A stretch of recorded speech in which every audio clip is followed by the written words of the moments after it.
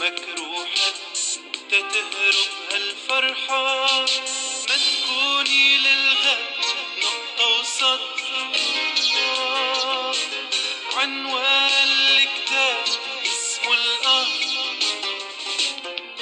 هيدا الطمع ضر ما نفع، قتل البشر ضيع بداخلنا الإنسان.